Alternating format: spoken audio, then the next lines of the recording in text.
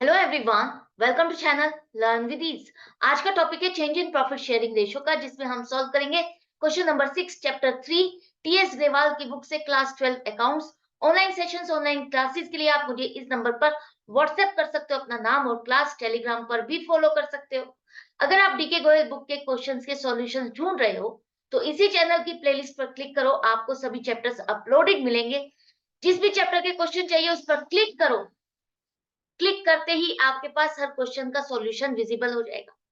Community section पर click करते ही आपके पास एमसीक्यूज क्विज के फॉर्मेट में आ जाएंगे, जिसे आप अटेम्प्ट करके प्रैक्टिस कर सकते हो, अपने एमसीक्यूज भी स्ट्रॉन्ग कर सकते हो। जिस भी एमसीक्यू का क्वेश्चन समझ नहीं आ रहा है, सॉल्यूशन समझ नहीं आ रहा, उसको आप शॉर्ट्स में ढूंढ सकते हो। शॉर्ट्स में आपको उसका सॉल्यूशन मिल जाएगा। तो बहुत कुछ है चैनल पर, विजिट द चैनल। अच्छा लगे तो शेयर और सब्सक्राइब जरूर करना। तो आज के क्वेश्चन में 3 पार्टनर हैं, आशा, निशा और दिशा। तीनों की प्रॉफिट शेयरिंग रेशियो 3:2:1 थी। अब 1 अप्रैल 2023 से वो चाहते हैं कि उनकी प्रॉफिट शेयरिंग रेशियो इक्वल हो जाए, मतलब कि आगे चल करके प्रॉफिट या लॉस जो भी होगा बराबर बांटा जाएगा। हमने अपने फर्म की गुडविल को वैल्यूएट किया, 18,000 की उसकी वैल्यूएशन आ रही है।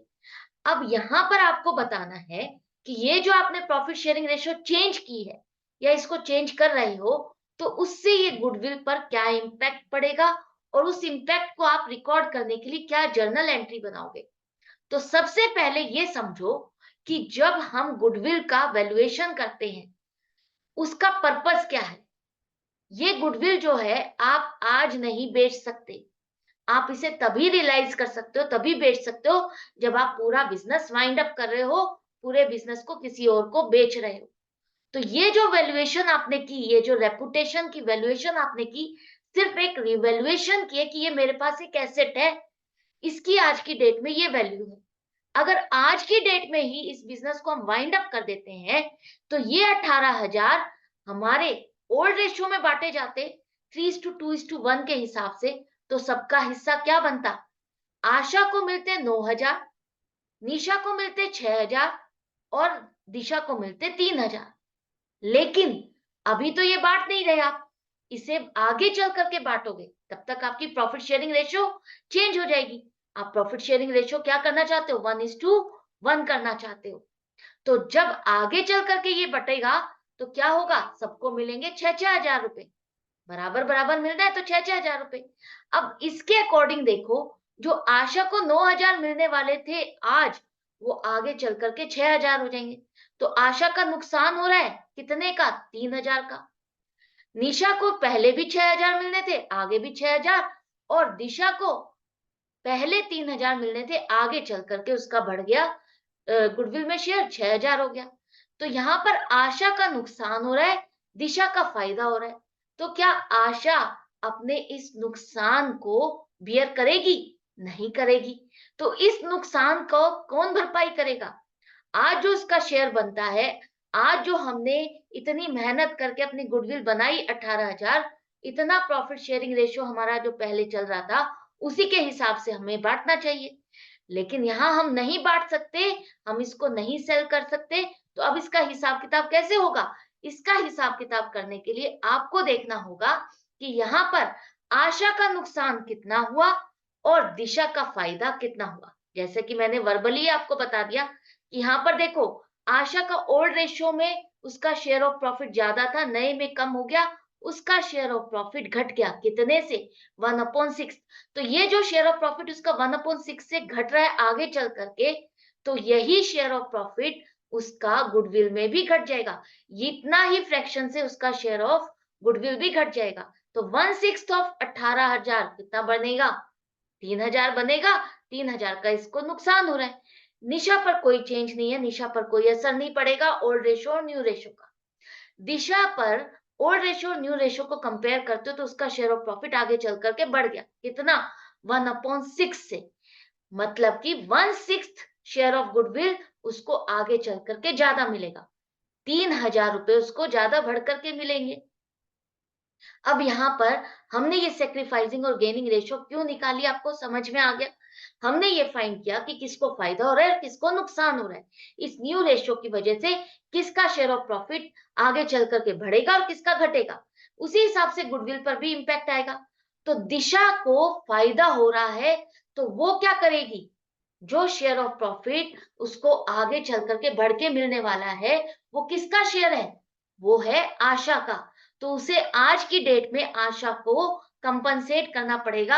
आज के हिसाब से जो इसका हिसाब किताब बनता है, और वो हिसाब किताब के हिसाब से उसका शेयर दिशा के पास जा रहा है, तो दिशा को वो पैसा किसको देना होगा? आशा को देना होगा। तो दिशा को कितना गेन हो रहा है? 1/6 18,000 का 3,000 रुपए इसको गेन हो रहा है। तो 3,000 रुपए आशा की वजह से उसको फायदा हो रहा है, आशा को ये देगी। आशा को सेक्रीफाइस करना पड़ रहा है, उसका शेयर ऑफ प्रॉफिट नई रेशो के अकॉर्डिंग कम हो गया, तो ये उसका शेयर ऑफ गुडविल भी कम हो गया। 3,000 रुपए आगे चल करके जब भी गुडविल बटेगी, इसका शेयर ऑफ गुडविल 3,000 से घट गया। ये शेयर ऑफ गुडविल इसका घट करके दिशा के पास जा रहा है। तो यहाँ पर आशा को कंपनसेट किया जाएगा, तो आशा को ये पैसा मिलेगा। कौन देगा? दिशा देगी। तो यहाँ पर आपको क्या समझ में आ रहा है? जो गेनिंग पार्टनर है, उसका अकाउंट डेबिट होगा, उससे पैसे लिए जाएंगे, और जो सेक्रीफाइसिंग पार्टनर है, उसको फायदा हो रहा है, वो सेक्रीफाइस कर रहा है, तो उसको फायदा कैसे होगा? उसके अकाउंट में ये पैसा हम डालेंगे, ये पैसा देगा, गेनिंग पार्टनर पैसा देगा, और सेक्रीफाइसिंग पार्टनर उसको लेगा।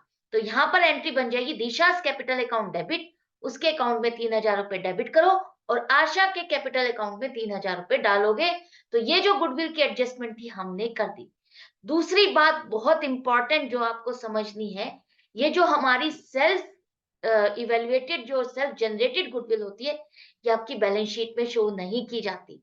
बैलेंस शीट में आपकी वही गुडविल शो की जाती है जो आप परचेज करते हो। मान लो आज आपने किसी का बिजनेस परचेज किया, उसकी बुक्स के अकॉर्डिंग तो वैल्यू बनती है 1,00,000, लेकिन वो आपसे डिमांड कर रहा है 1,20,000 की, और आप उस 1,20,000 को देने को भी तैयार हो। वो 20,000 रुपए जो आप एक्स्ट्रा उसको देने को तैयार हो, वो क्यों तैयार हो? क्योंकि 20,000 रुपए उसकी रेपुटेशन के है, उसकी बिजनेस की रेपुटेशन, उसके प्रोडक्ट की रेपुटेशन इतनी अच्छी है, सर्विसेज कितनी अच्छी है, कि आप उसके लिए 20,000 रुपए देने के लिए तैयार हो। तो वो जो आपने 20,000 रुपए एक्स्ट्रा देकर के बिजनेस परचेज किया है ना, वो परचेज्ड गुडविल है, जिसे हम बैलेंस शीट में शो करते हैं। लेकिन जो हम खुद अपना बिजनेस स्टैंड कर रहे हैं, और आगे चल करके अपनी रेपुटेशन जनरेट कर रहे हैं, बना रहे हैं गुडविल, वो आपकी बुक्स में शो नहीं की जाती। उसे हम सिर्फ सेल करके जनरेट ही कर सकते हैं, सेल करके उसको रियलाइज कर सकते हैं।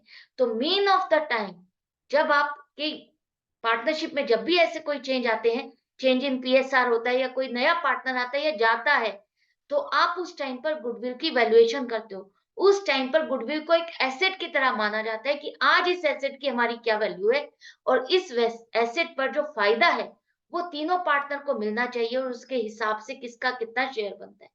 तो फायदा और नुकसान उसी हिसाब से आप हिसाब किताब करते हो।